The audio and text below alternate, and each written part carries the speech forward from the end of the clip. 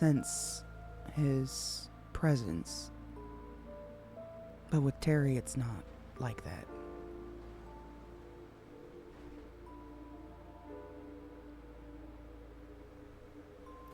The thing that isn't sitting right is what he said about us not understanding what we think we do. Right. From my understanding, Terry was never the, hippy-dippy buying into the supernatural crap, was he? He claims not to be, actually, and that's a good point to bring up with our conversations that we had last time.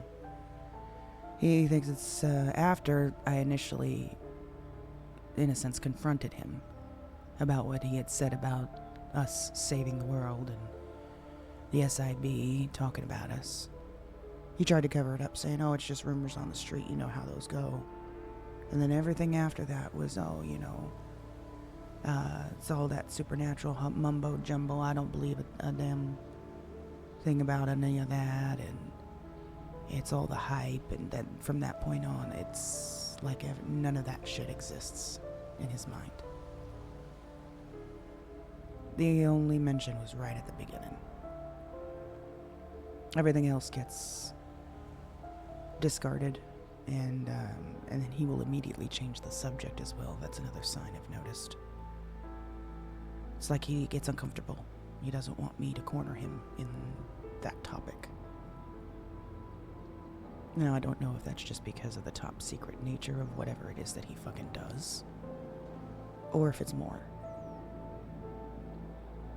But I do believe he's got some serious direct hand-holding with the SIB right now.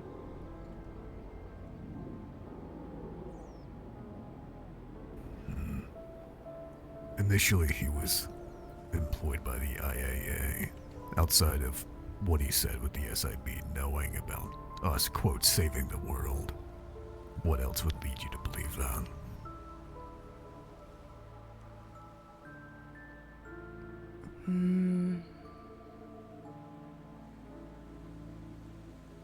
Not much else. Other than he's talked about them a few times, but not... He's brought them up, not talked about them, let me rephrase. He's brought them up. He's dropped that name SIB here and there. SIB this, SIB that. Those motherfuckers down at the SIB. You know, things like that. Like trying to steer the thought process away from there. Well, The direct link to the IAA is that he literally took me to the IAA building, to his office. So there's that direct link. But that was before the flood. Since the flood, he used to be a ranger as well, which he claims he no longer is, and actually I believe that because I haven't seen him in a ranger uniform in months. He also claims he has no longer any connections with the cartel, which I don't believe because of the last 2 times we've gone down there for dinner. So, the fact that the cartel respected him enough still to stand down while we were there and not attack us.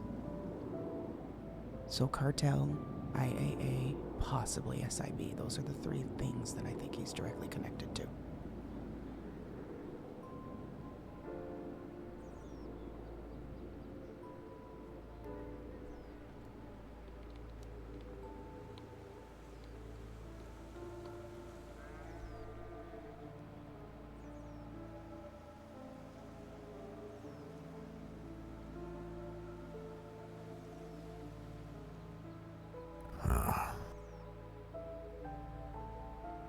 thing that's odd is during all the kerfuffle with me getting pinned the first time by the SIB, De Lafayette, I mentioned Terry in passing as someone who works there, but he said he'd never heard that name before.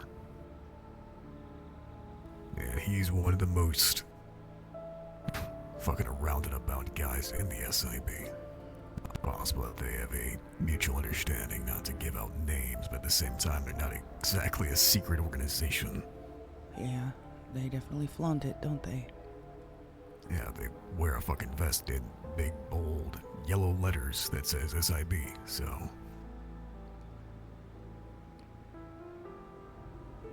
Well, maybe it's not so much working for them. Maybe there's just some sort of mutual agreement between them and whatever it is that he does do. Kind of don't step on toes type situation. I don't know.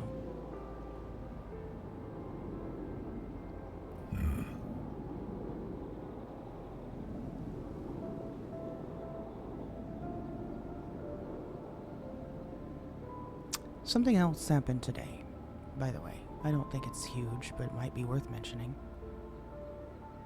He had told me yesterday, or whatever the last time we talked, about his nephew that works down at a repair shop that Elliot has been working for recently. And he just made it as a random mention. But today, I ended up having to take my bike down to them to get it fixed. They were closed initially, but he went ahead and opened the repair shop just for me. This nephew. So I go in there. He fixes my bike for free, says it's on the house, and then also paints the bike for free on the house. And talks about his uncle, Terry. Kind of drops a little hint there.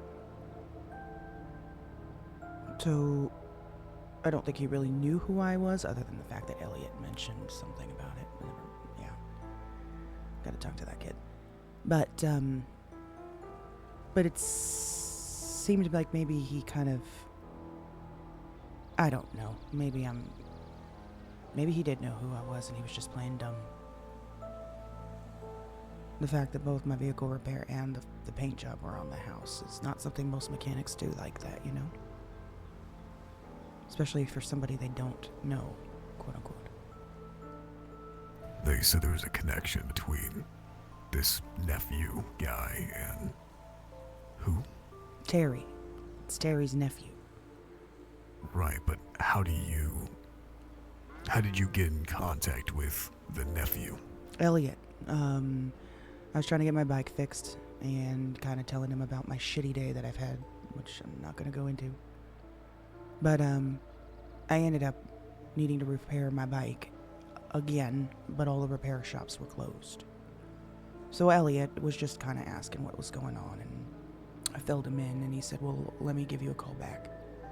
And he placed a call to this nephew, who he works for, and asked him to come open the shop just for me, which he did.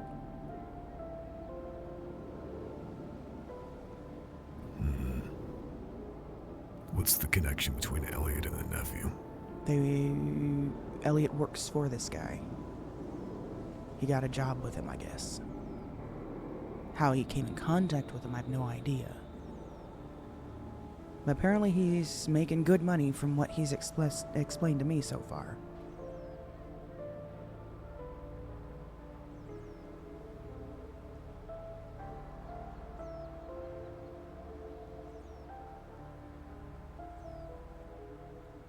I even wonder, is that where he rented the car from? Hang tight.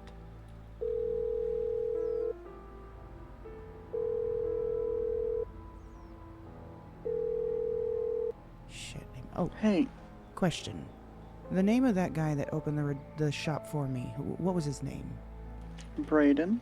Braden. Okay. Is that who you rented that car from the other day? Yeah, that's also how I got Ash's car. So he's the person that you talked to get the Frankenstrange. Yeah. And also the Prius. Well, I just wanted to, like, make a car, like, borrow a car. Uh-huh. Okay. Alright, And we also exploded his other car that we had to test drive. Right. You exploded his other car. Okay. And anything else that's happened? Like you've been gifted or bought or borrowed from this guy? Why? I'm just curious. Humor me. I have my own agenda. Kind of, in a way. but I need to know. Okay, the guy is rich. The guy is rich? Uh-huh. He can help me make money. I work for him. It's a fair